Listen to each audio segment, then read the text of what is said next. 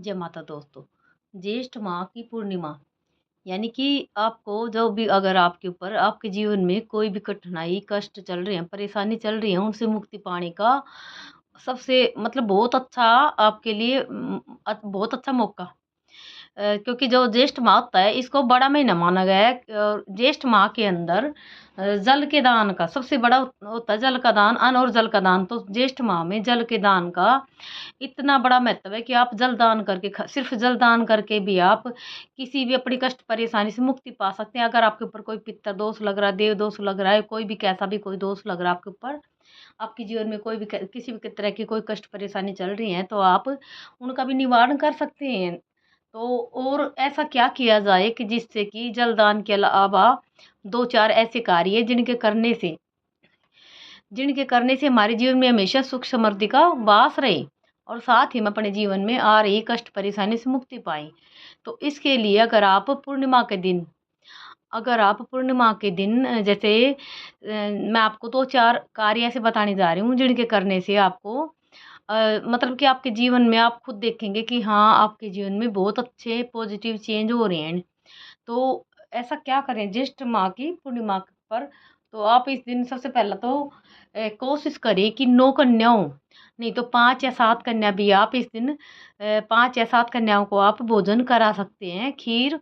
और उसमें खीर का प्रसाद ज़रूर भी हो उसमें, जब आप भोजन कराएँ तो भोजन में खीर का प्रसाद ज़रूर भी हो।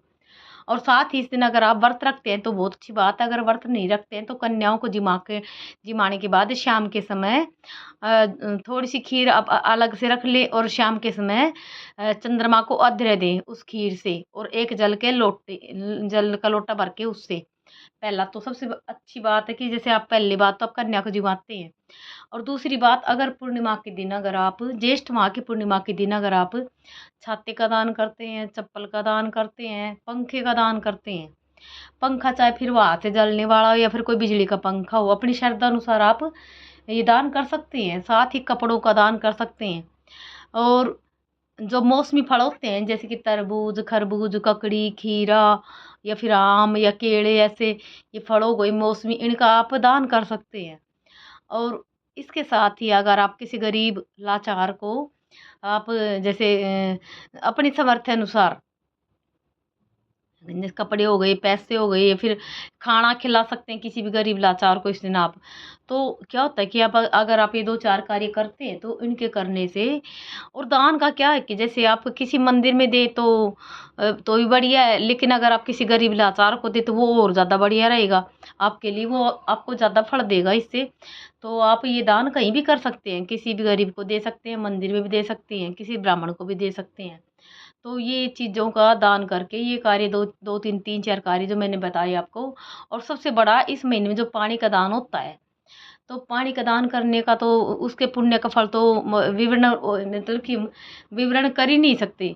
अन्न और जल का दान दुनिया में सबसे बड़ा दान माना गया है। तो अगर इस महीने में अगर आप जल का दान करते हैं या शरबत बना के पिलाते हैं किसी को, शरबत, नींबू पानी, शिकंजी ऐसे आप बना के पिलाते हैं, तो उसका तो कहना ही क्या होता है। तो जैसे एकादशी के दिन भी पिलाते हैं शरबत वगैरह।